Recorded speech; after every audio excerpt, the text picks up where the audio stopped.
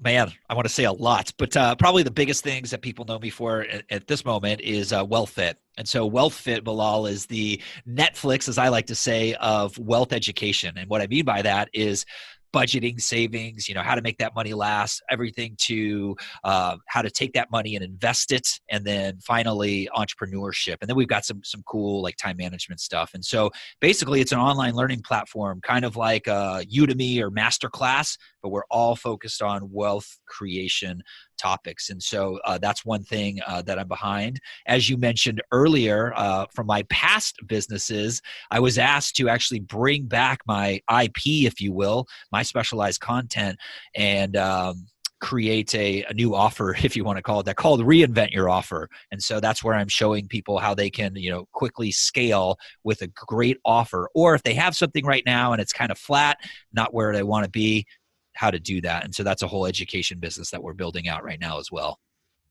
Okay, so yeah, I want to focus actually about that. Like, Yeah. you said that, in your you wrote it as irresistible offer architecture, and would you say like that's one of the most important things you need to have on top of the business, and then everything's layered beneath that? I would say there's two things that kind of go hand in hand. You need to have an audience, and that's not even technically true because you can find joint venture partners, but you do have to talk to somebody and create a relationship and get in front of people. The thing that I'm most known for is talking about irresistible offers. And it's this, it's like, let's say you get a joint venture partner or a brick and mortar business that's going to joint venture with you, or somebody that has a list that doesn't even realize the power of info marketing or internet marketing. If you're able to put an offer in front of that tribe or that audience, you can, basically ask for money. You can get people to give you money online, as many people already know this. And so if your offer is not that great, then you're not going to have as many sales. And so I feel that an irresistible offer is one that people really should focus on. Don't focus on building like the whole business. Focus on one offer that you can put in front of somebody and ask for the sale. And Bilal, there's so many things to learn in internet marketing. I see the books on your shelf behind you. There's so many different things that you can learn, but at the end of the day, you got to get in front of people and you have to make an offer. It's that simple. Okay, so let's say you have an offer and you want to get the audience, Mm-hmm. and you're a single person, you don't have any like partners or joint ventures. Yep. Um, how do you build an audience? Should you like actually? I'm just gonna keep that open. Like, yeah, how do you build an audience and how do you pitch them an offer? One of my favorite strategies, and Bilal, by any stretch of the imagination here as we do this interview, bring me some clarifying questions. But when I first got started, I was in that same spot, didn't have a list. And so one of the things that I did was I always found a way to add value, and I would get in the door somehow to somebody who did. And so I got my chops, if you want to call it that, in the seminar education business. And so I volunteered to work for free. And in exchange, I built value, I hustled, and then I started to take on more responsibility. And as a result of that, I was able now to get in front of an audience. And so my favorite strategy, especially for someone who doesn't have a lot of funds, is to go find somebody that already has a list, has a tribe, and figure out a way to deliver value and build that relationship, and now make an offer to that tribe. That's my favorite. Now, if you've got funds, then, Facebook ads, I could sit here and give you a whole bunch of them. Money buys speed. And so if you do have the funds, paying for direct response advertising, whether it's a Facebook ad, an Instagram, email solo ad drops, which I know you guys talk about as well. That's how you buy speed. Awesome. Thank you for sharing that map and that blueprint. Of Um, course. I want to say like like it says that you've done 3,000 events and those are live events in person. Yeah, I know. Before this craziness that we have upon us, it's a combination. Most of those are live events, and then there's a combination of teleseminars. Back in the day, those aren't as in vogue now. You got Zoom and all these other technologies. So that was a combination. A majority of them live events, in-person events, but Okay. there was some online events as well included in that number. Mhm. Okay. So in a year, how many events do you typically do in person or Well, Well, that was back in my heyday. So there's two companies that I was involved with where we did a lot of events. The first one was called Foreclosures Daily. It was a real estate education investing seminar. And so the reason we were able to get to so many numbers is we did preview style events. And what that is a kind of like a lunch and learn or a 1 to 2 hour introductory event. I got to imagine, Bilal, your audience, your tribe, they go on to webinars. Well, before webinars, you did them in live in person, and many people still do. And so we did them at lunchtime and we did them at nighttime because we recognized we had already paid the hotel room costs, and it didn't matter if we did 1 or 3 events in that time frame, it was still the same cost. So we figured out some people can get off for lunch from work or from whatever they're doing and get over to a preview seminar. Some people had to wait till they got off at work late and then come at like 6 o'clock at night. And so what we did was we built a team of people that would actually go out and do events, a lot of times going on at the same time. So we do a lunch evening in this city, and we'd have another city doing a lunch evening and another city at the same time. So to get to 3,000 events really wasn't that hard once we started scaling. That's awesome. It's and when you had people like going out and doing this, how many people did you have on your team doing this for you? At one given time, at the height of the thing, I think the record was 10. So we had 10 different speakers in 10 different parts of the country that were out there speaking and delivering a message, very much like a webinar script, that Russell teaches, but in a live room, a live environment, getting people to take that first step from free to now a paid opportunity. And then from there, the funnel went even deeper. And so in terms of speakers out there, record was 10. Oftentimes it was maybe 5 or 6 at one given time in a room of maybe 30 or 40 people. This isn't 1,000-person events. This was like, let's go to this city, get 30 or 40 people to show up in the lunch session, and then it'd be a little bit bigger at nighttime because more people have a little more flexibility there. And so we'd have maybe 50 or 60 in the night session, and we just ran that model. Okay, so I've noticed you said that again for the second time. You said that you offered free value and then you moved them to Yep. offer. Can you just maybe just give us a bit more like steps Yeah. free offer to product? Like how do you bring someone through the gates of that? Yeah, you got it. And you bring it if I'm fuzzy on details or I leave something out that you're like, hey, what about this?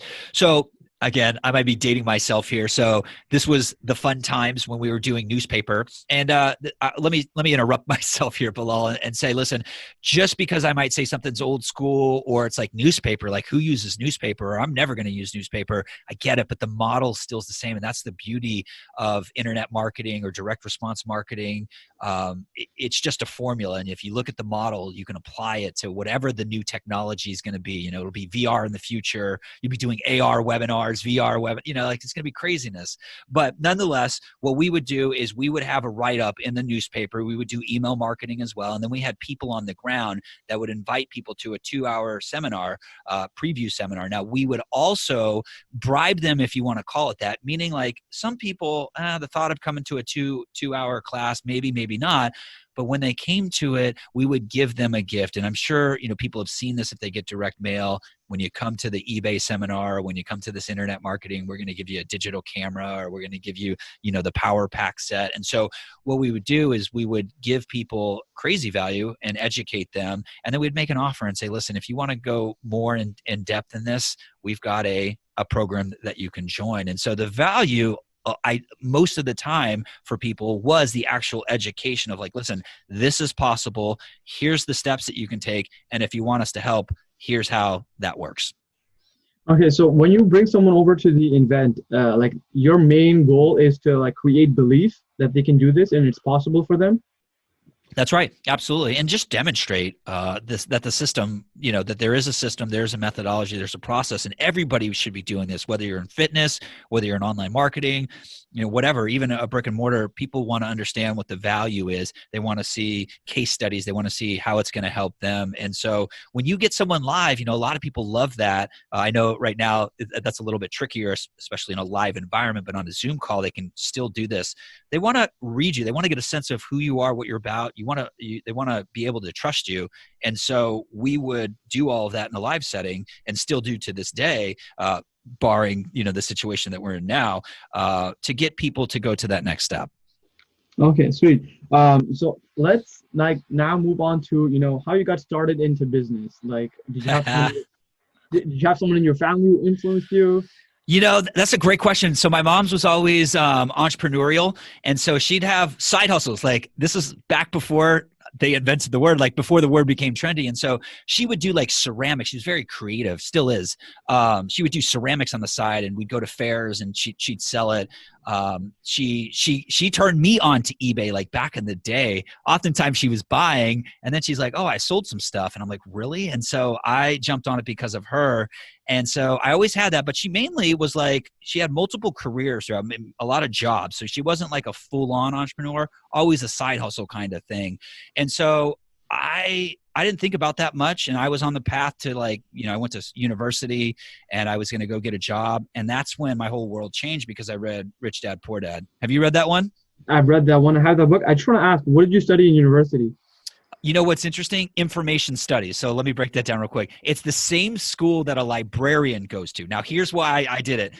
In school, you could say I might have had a little too much fun. I was going to be a computer science nerd guy, happily admit it, but it was too hard, meaning they wanted you to take physics and they wanted you to take like crazy math. And I'm like, whoa, this isn't fun. I don't want to do it just so I can write code. And then I found out I don't really like coding, C++ and all that. I didn't really like that. I hate I that too. liked I liked HTML though. For some reason, I don't know why I liked HTML. So I was actually doing that. So anyway, I sort of dropped out of that section of school and I said, I'm going to go over to the School of Library Science. Not that I wanted to be a librarian, but they had a backdoor track where it basically said, if you come and take these classes, you can, grow up in the world of wireless internet, so like Wi-Fi. And I'm like, this is going to be the age. Now I know I'm probably dating myself to you and to the tribe here, but this was right when that stuff started coming online. I'm like, that's going to be my jam. And so in that process, I read Rich Dad Poor Dad, and then it shifted me to what I'm, to this whole story I'm unveiling Okay. for you now. And like, did someone tell you to read that book, or you just found it in the library? Truth be told, ex-girlfriend handed it to me. She's like, you should read this. She was a little better in school than I was, and she really took to that and got an amazing career. But I'll tell you, she handed me that book, and I read it in the car, I remember. And I didn't purposely ignore it, but I was so fascinated with that knowledge, with this new way of thinking. Because again, I was in school, I was computers. I had never taken a business class. I know my mom did the entrepreneurial stuff, but that kind of got lost in the back. And then I read this and I'm like, oh my goodness, I can control my destiny. I can become a real estate millionaire. Real estate just wasn't fascinating for me, but the idea of entrepreneurship started from that book. Okay, so you pick up the book and you said you're reading in your car. Like, what did you do after? I bought the other book. So once I read Rich Dad Poor Dad, like, he's got 6 or 7 books, maybe even more now. And so I just became fascinated and consumed. And I just remember this was with the ex, we were driving around and I just like was into the book. We weren't talking because I was reading, and it didn't end up working out with that lady, and that's okay. But she gave me those books, and then I became, fascinated with this. And so I went to a real estate investor club, a live event where people were meeting up and talking real estate. And that's kind of where my world, got started, if you want to call it that. Okay, and so how are you paying for all this stuff? Like, going to these events and and material that you're buying to educate yourself. At this point, I wasn't really buying a lot. I will tell you, I turned to credit cards down the road when I started really investing. So, I bought a couple books. Books are $20, so that was easy. And then they told me to go to these real estate clubs, and those were free. And that was like maybe $100 to join for the membership for a year, and you'd get to come to an event a month or something like that. And so while I was there, I made those small investments, but I recognized from the book it said, "Go find your rich dad." And I'm like, man, I need to go find a mentor, because like, when I first got there, I felt like it was the New York Stock Exchange, or at least what I think it was. They were, when I walked into this room, now this was when real estate was popping, like anybody and their brother was getting into it. And so I remember walking into this room and they were saying like, I got a 4-3 on block and like this part. And to me, that was all like, garbly talk to me. I didn't know what it meant. It was like a whole different language. So I went out and I retreated to the vendor area because nobody wanted to talk to me. I didn't have any deals. I had the baby face like times 100 back then. And so no one thought I had a deal. So I went to the place where people wanted to talk to, which was the vendor sponsor area because they were trying their pitches on me. And that's where I pitched someone. I said, listen, me how to buy a house and I'll come work for free. So you said that, yeah, sorry, you said that you Yeah. want to buy a house and you were willing to work for free? Yeah. So basically, like real estate was still my thing. I hadn't yet discovered that really marketing is my passion, putting words on paper in a podcast, however wherever you put words, wherever you communicate. I hadn't yet discovered that truly was my passion. But at the time, I was at this investor club. I was turned on by this idea that like I can control my destiny. I'm going to be an entrepreneur. I'm going to be a real estate investor, millionaire. And so I was in that mode. And so I knew I had to find a rich dad, so to say, if you want to call it that. And that's where I met somebody that was just starting up a company, sort of a SaaS company, a software company, and they would take foreclosure information and put it online. Well, the beautiful part was they were a startup, didn't have a lot of money. And I said, listen, I'll come work for free for you, just like in the book, if you will teach me real estate. And it was there when I was learning about real estate that I discovered marketing was my true passion. Okay, so when you start working for that company, like, Yep. did you not say like, hey, if you keep working for free, like it's gonna cost you money, cost you time, and you need to pay maybe, I don't know, for food, for your schooling, for your books? Oh man, you're bringing it. You're really digging deep. So you're going to get the good stuff then, Bilal. That's what I appreciate about you. So I graduated from university, didn't have a job. I did some interviews, man. They were horrible. They were terrible. And I can see why I wouldn't have hired me back then. Just didn't know. And so I retreated back to what some people have to face. I would move back in with the parents. And so I had rent covered. I had things covered for me. And so I still had a job though. Like I used to string tennis rackets because I'm a tennis guy. I love tennis. And I would teach a little tennis. And then like anytime I could dedicate to doing this free thing, I did. And here's the thing, like here's the lesson. Anytime you can put yourself in the environment. Now it doesn't mean you have to physically be there. You can do this now on Zoom, especially. You can pick up the phone, you can send emails, and you can offer to volunteer. Because what happened was once I got in the environment, in the inner circle, you discover that a lot of people need help. You know, everything on the outside looks good and their business is crushing and rocking, but underneath the surface, a lot of people need help. There's fires to put out. And so for me, I was working for free and I felt it and I could see that people were interested in this. I just knew if I was there, I was going to be able to absorb and I was going to hustle. I knew I would do that. And then eventually I would start to make some money. And that's what ended up happening. Anything I ended up selling, I would get a piece of. And primarily for me, just to bring it full circle, I was selling online. Everyone else was doing old school, over the phone, in person. I was leveraging that somewhat degree I had from FSU and like doing email blasting and fax blasting back before it was, fun and popular and cool today. Okay, and like this emails that you were sending out, is it to the SaaS company audience, or did you like create your own audience? So what ended up happening was the guy that I was his intern. So I basically pitched a guy and I said, listen, hey, I'll come work for free if you show me how to invest in real estate. And he barely could turn a computer on back in that day. He was a jock, and it was a match made in heaven because I was this nerdy introverted guy. And so I taught him how to use a computer. He would make phone calls and we would go to these little in-person meetings. And I wouldn't talk. He would go and talk, and we'd make an offer. Hey, if you want to get free foreclosure listings, basically a printout of foreclosures in the area, give us your business card. I mean, this is old school. And the funny thing is it works today because you go to an opt-in page and it says, listen, if you want this checklist, if you want this, insider interview or whatever, you want this tip sheet, give me your email. It was the same thing back in the day. We said business cards or we'd have them write it down. And so what ended up happening was I would take all of those names and I try to do the OCR stuff, if you know what that is. I try to scan it in so I didn't have to type it, but sometimes I had to type it in and I put it into Excel spreadsheets back in the day. And I would do like email blasts in the BCC line. Like that's how like old school I was doing it. Then we graduated to like email autoresponder systems. And so that's how we started to build a list, was in person. I leveraged the emails to get people to the next seminar and then to buy stuff. Okay. So, you mentioned like offering lists of foreclosures. Is that something that a lot of people are hungry for? Well, everyone wants a great deal. So in that marketplace, real estate investing, this again, remember people like there was foreclosures going on and we were saying, listen, here's how to buy pennies for home on the dollar, or how to buy homes for pennies on the dollar. And again, I wasn't an expert. I just knew these were foreclosure properties, foreclosure listings. And so, at the end of the day, everyone loves a good deal, no matter if you're a billionaire all the way down to someone that's just getting started. Everyone wants a deal. And so people would give you contact information just to see, like, what are these deals? Are these even real? And like, we'd give them, information. We'd give them printouts from the courthouse, and they would give us their name, and then we would sell, because we'd give it to them like one or two. And then we'd say, listen, if you want ongoing monthly access to new foreclosures in your zip code, then it's $99 a month. That makes sense. You gave them something valuable initially, give them a little taste. Get them hooked. Exactly. Wow. Yeah. So how long were you working for free? Like, was it a couple of months before you actually started making money from this? Let me see. I want to say it was probably 90 days.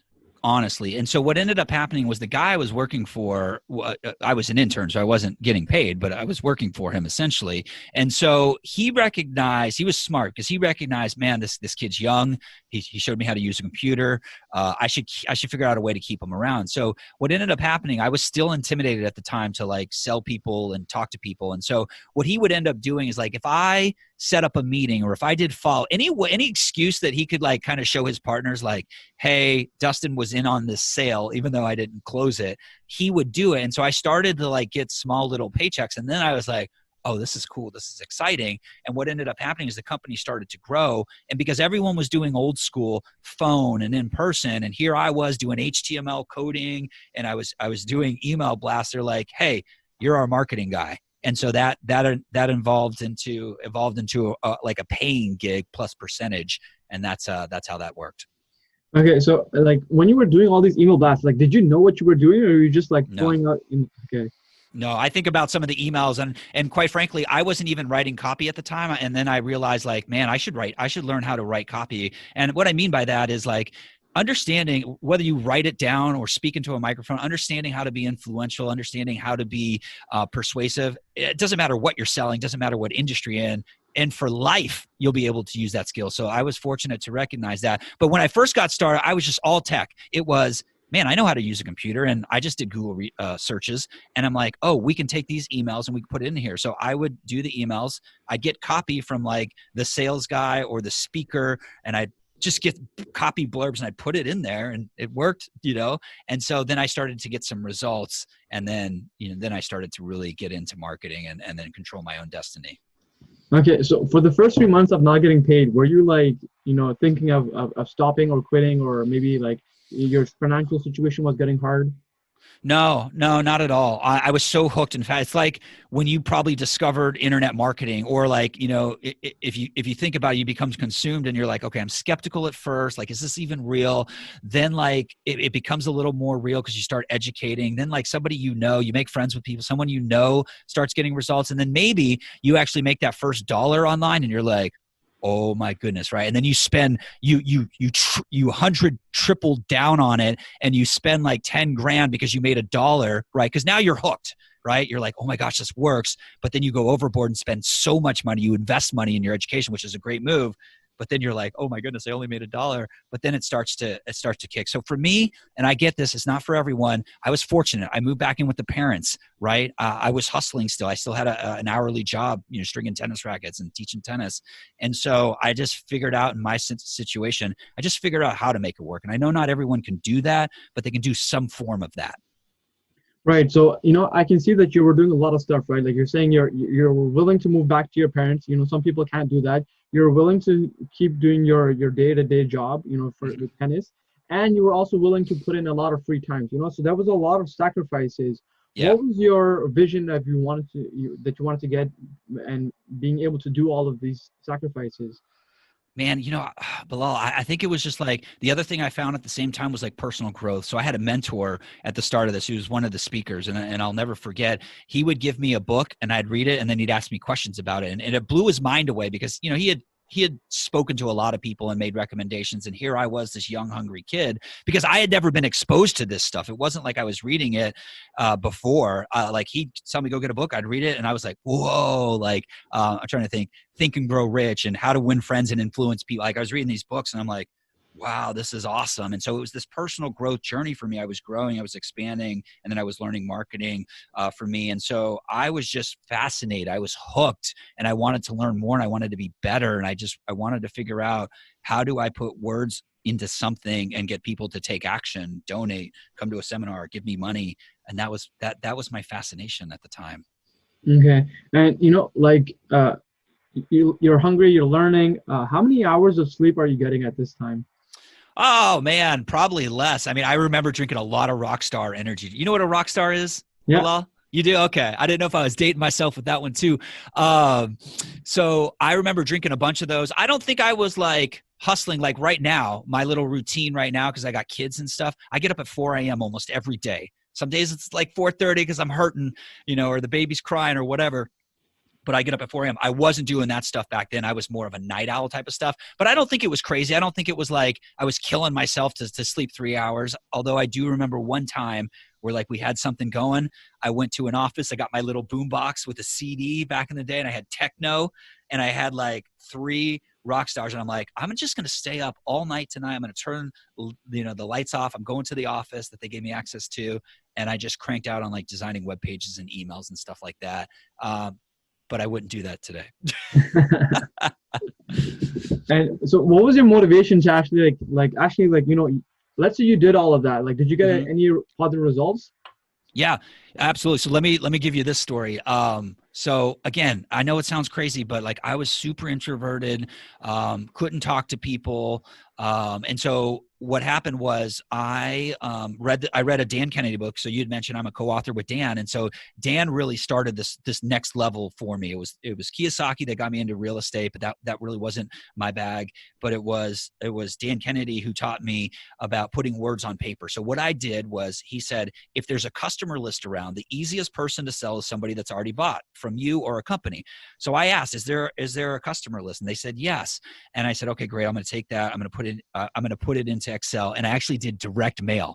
And so what I did was I downloaded handwriting font, so like a letter, but like that looked like you wrote it. And the old school strategy at the time, which gosh, I'm really dating myself. At one point on the internet, it was like red Tahoma in your headline, and that's the thing that's going to convert. Back in the day in direct mail, it was goldenrod, which is a shade of yellow. So if you make a letter and you put it on not just white paper, but yellow paper, you send it out, man, that thing's going to convert. So that's what I did, handwriting font to people that had already bought. And I said, listen, if you'll come back and buy this other thing from the company, Probates Daily, which was another lead list of people that unfortunately were dying in their properties or were dead and their properties were in states, we'll give you a discount. Now, I didn't drive it online. That wasn't the thing to do back then. I drove it to a salesperson, and her name was Tangi. And so Tangi's phone blew up because I didn't want to talk to anybody, right? Like I just wanted to do the marketing, make money somehow. And so Tangi's phone started blowing up, and she's like, boy, I don't know what you did, but you're my new best friend, because she was making cold calls, right? And she had to do outbounds. I was having people call her cell phone for the discount, and then we'd split the commission that way. And so that's my story. I forgot why we said that story, but I think it answers your question. So that was the story behind you staying up late at night with the 3 Red Bulls, Rockstars?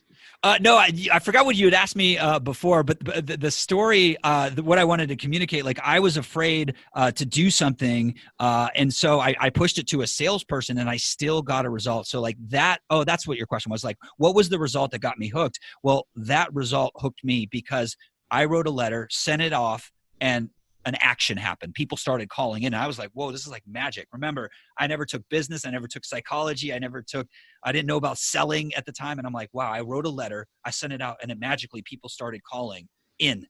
Like I made that happen. And so I became fascinated and hooked. And that was the win that, has kept me going. Okay. And that result, you got that after like 3 months? At that time, so I had been volunteering. We had moved offices. I want to say that was about 6 months afterwards. So 3 months, I was just tagging around with this guy. They had a really small office. Then they moved across the bay in Tampa, and they moved into a big office. I was now like dubbed the marketing guy. So I was working on this campaign. And I would say that was about 6 months in. And I had to split those commissions. And then after that, things started to get interesting for me at that particular venture. So. Awesome. So these sales copies and sales letters, are you learning from somewhere, or are you just like, how are you getting it from the salesperson? You said you got it from someone who did it before? Well, two things. I picked up another book by Dan Kennedy called The Ultimate Sales Letter, and that I started learning it. And then one of the things, because I didn't understand copywriting at that point, even before that book. And so one of the things I did is I just looked at the best salesperson, and I try to see like what flyers they were using or what follow-up emails they would use. I would get that, fortunately, from them because I was the marketing guy. So they'd send that to me. I'd kind of digest it, and I didn't really know what I was looking at, but I'd copy certain things and I'd paste it. Like a hodgepodge Frankenstein sort of sales letter, if you will. And so once that started happening, I started to get some results. And then I said, okay, what else can I get from them? And sometimes they would take and transcribe. They'd have someone like transcribe their speech. So then I started looking at that and looking for things to like kind of put in still. And that's how I started getting better at it. Okay, so I can see you're doing a lot of stuff. You know, you're getting creative. You're trying transcribing. You're looking at salespeople. You're getting information that you're not good at. You're going out and looking for it and getting it to get that result. Yep. How did you like I can see like how were you so motivated to get the result and actually find solutions like getting sales copies from your salespeople, getting information of other people who are successful. How did you get that motivation to be able to do that to get the result that you wanted? Bilal, I think it was just like, for me, this was a whole new world. This was a whole new, I mean, I guess I had that pressure, right? Like here I was, I graduated school, I had a degree, but I had nothing going for me. So I guess in the background that was there, wanted to prove it to my dad, prove it to my parents. So like, I think we all have some form of that where our backs are against the wall or we're just tired, sick and tired of our situation. So that was in the background. But the thing that really calls to me, I'm more of a positive minded guy.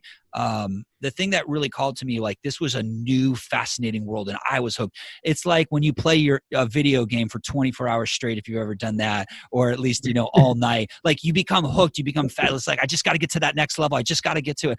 That's what was driving. I had never, like, I know it's crazy, but like, I never took a sales class. I never took marketing. I did all the tech stuff in school. And so when I found out about this, I was just fascinated. And I think what else was good now that I'm thinking about it, I was very fortunate to either have books around me or have access to the books and have mentors, like whether or not they were officially my mentor, but like people that were trying to figure it out, they'd share a little piece and I'm like, oh, it's like a puzzle. So I go talk to this person, I get this, that guy's crushing it over there. Let me see what he or she's doing. And I put it in. And so I don't know if there's a magic answer I can give you, Bilal, but like to me, it's like find that thing that lights your fire, that passion.